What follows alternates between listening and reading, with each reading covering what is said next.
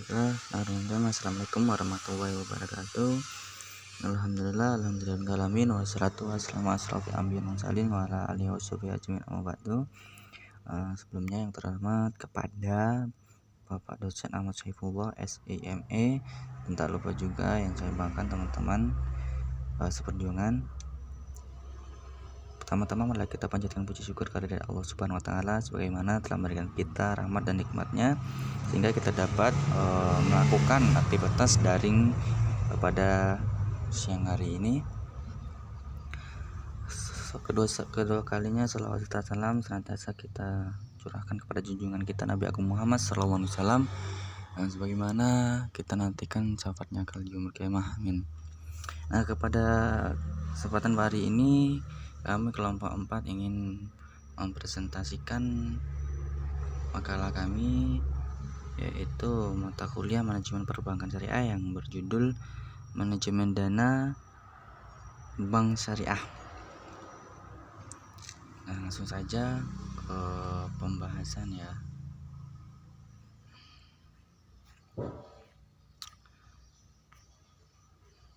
Oke saja langsung ke pembahasan. Yang pertama yaitu pengertian manajemen dana bank syariah. Nah, manajemen dana bank syariah adalah upaya yang dilakukan oleh lembaga bank syariah dalam mengelola atau mengatur dana yang diterima aktivitas funding untuk disalurkan kepada aktivitas financing. Nah, dengan harapan bank yang bersangkutan tetap mampu memenuhi kriteria likuiditas, stabilitas, dan valvabilitasnya. Nah, likuiditas itu kurang lebih yaitu kemampuan suatu perusahaan dalam memenuhi kewajiban jangka pendek yang dimiliki pada saat jatuh tempo.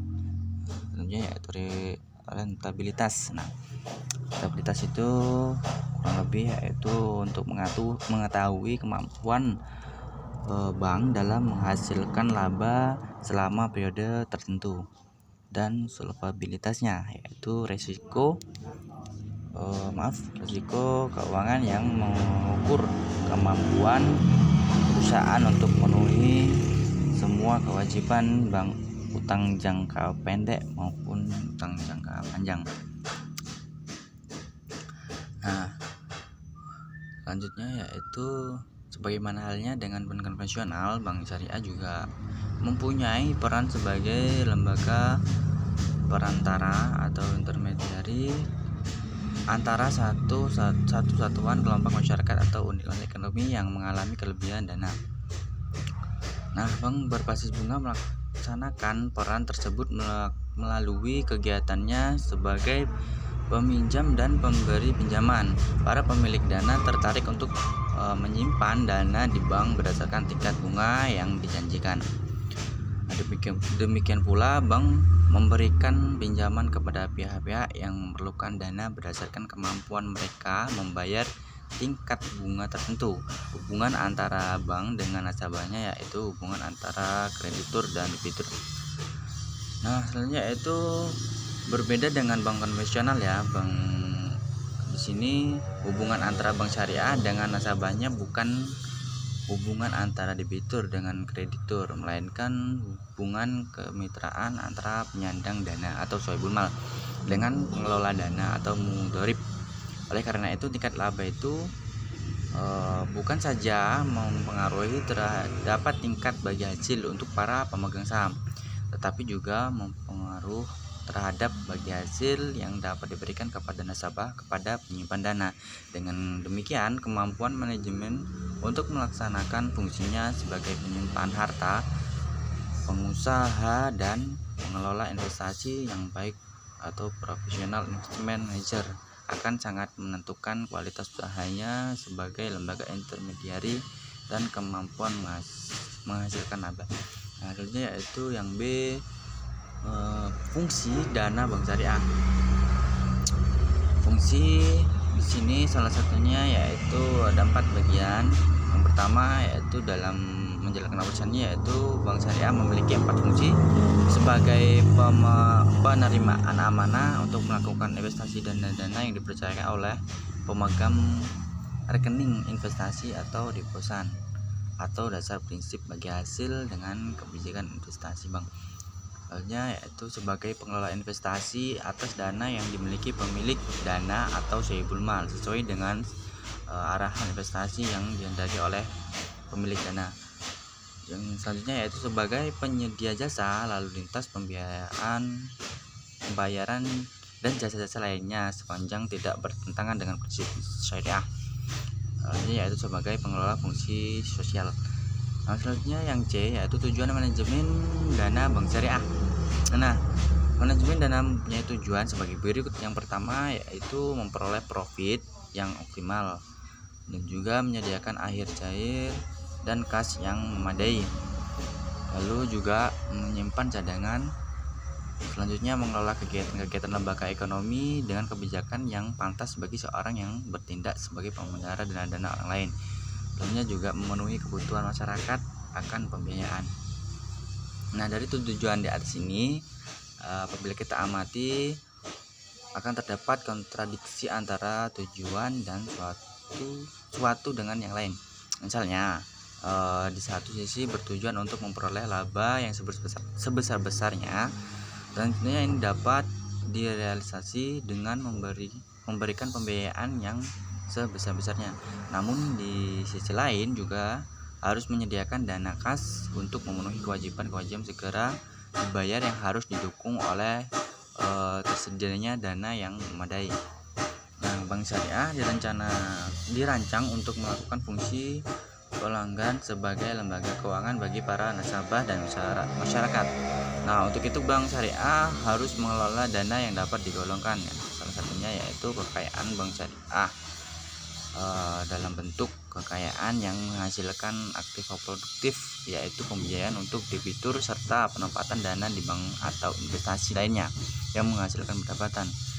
Lalu ada kekayaan yang tidak menghasilkan, yaitu kas dan investasi atau harta tetap. Contohnya yaitu ada modal bank syariah yang berasal dari modal sendiri atau simpanan sendiri atau modal cadangan dan hibah, infak atau sedekah. Lalu juga dari simpanan atau hutang dari pihak lain.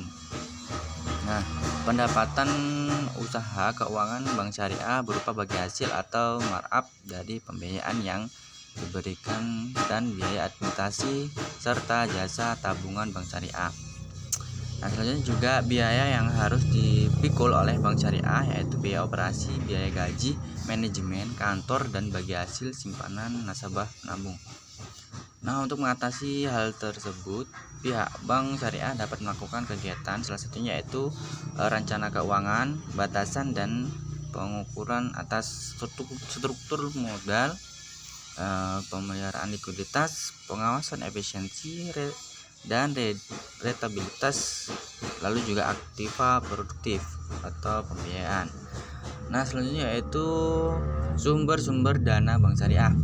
Nah, dana adalah uang tunai yang dimiliki atau dikuasai oleh bank dalam bentuk tunai atau aktiva lain yang dapat segera diubah menjadi uang tunai. Berasal dari pemilik bank itu sendiri, juga berasal dari titipan atau penyertaan orang lain atau pihak lain yang sewaktu-waktu atau pada waktu tertentu akan ditarik kembali baik sekaligus maupun secara berangsur-angsur. Nah, berdasarkan prinsip tersebut bank syariah dapat menarik dana pihak ketiga. Nah, pihak ketiga ini salah satunya yaitu titipan atau wadiah, yaitu simpanan yang dijamin keamanan dan pengembaliannya. Lalu juga berpartisipasi modal bagi hasil yang berbagi resiko. Lalu juga yang C selanjutnya investasi khusus, special investment account atau mudharabah muqayyadah, di mana bank bertindak sebagai manajer investasi untuk memperoleh fee. Nah, jadi bank tidak ikut berinvestasi sedangkan investor mengambil risiko atau investasi itu. Nah, selanjutnya yaitu sumber bank syariah terdiri dari pertama modal inti atau core capital.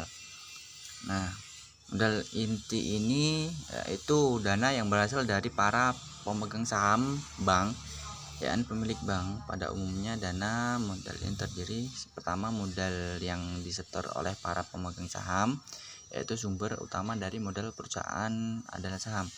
Lainnya juga cadangan, yaitu sebagai laba bank yang disisihkan untuk menutup timbulnya risiko kerugian kemudian hari. Lalu juga laba ditahan, yaitu sebagai laba yang seharusnya dibagikan kepada para pemegang saham, tapi oleh para pemegang saham sendiri melakukan rapat umum pemegang saham, yaitu diputuskan untuk ditanamkan kembali dalam bank. Lalu juga kuasi ekuitas atau mudharabah account.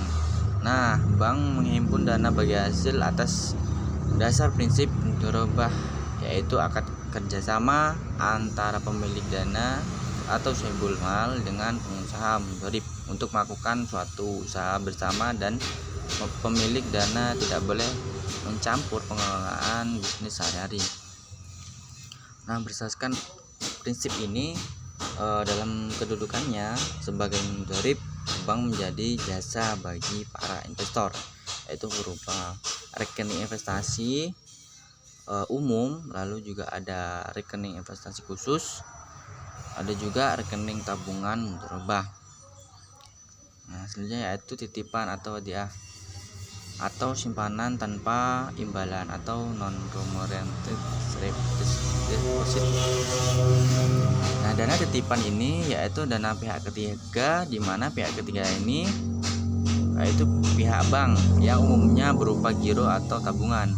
Nah, pada umumnya motivasi utama orang menitipkan dana pada bank adalah untuk keamanan mereka dan memperoleh keluasan untuk menarik dananya kembali.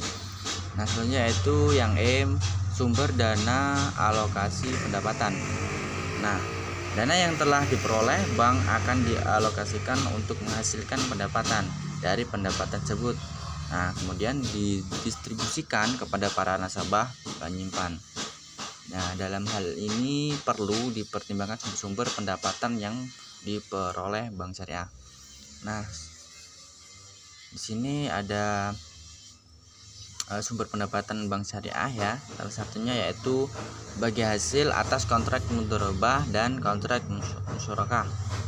Kemudian juga keuntungan atas kontrak jual beli al-bai' dan juga hasil sewa atas kontrak ijarah dan ijarah wa iktina, dan juga fee, yaitu biaya administrasi atas jasa lainnya. Nah, pembagian keuntungan atau profit distribution. Di sini pendapatan yang dihasilkan dari kontrak pembiayaan itu setelah dikurangi dengan biaya operasional harus dibagi atau didistribusikan antara bank dengan para penyandang dana, yaitu nasabah investasi, para penabung, dan para pemegang saham sesuai dengan nisbah bagi hasil yang diperjanjikan. Nah, di sini ada beberapa tahapan. Tahapan yang pertama yaitu menetapkan jumlah relatif masing-masing dana simpanan yang berhak atas bagi hasil usaha yang menurut tipenya dengan cara membagi setiap tipe dana-dana dengan seluruh jumlah dana-dana yang ada pada bank dikalikan 100%. Tahap yang kedua yaitu menetapkan jumlah pendapatan bagi hasil bagi masing-masing tipe dengan cara menghasilkan persentase dari masing-masing dana simpanan dengan jumlah pendapatan bank. Tahap selanjutnya yaitu menetapkan porsi bagi hasil untuk masing-masing tipe dana simpanan sesuai dengan nisbah yang diperjanjikan. Nah, tahap yang keempat yaitu menghitung jumlah relatif biaya operasional dengan volume dana.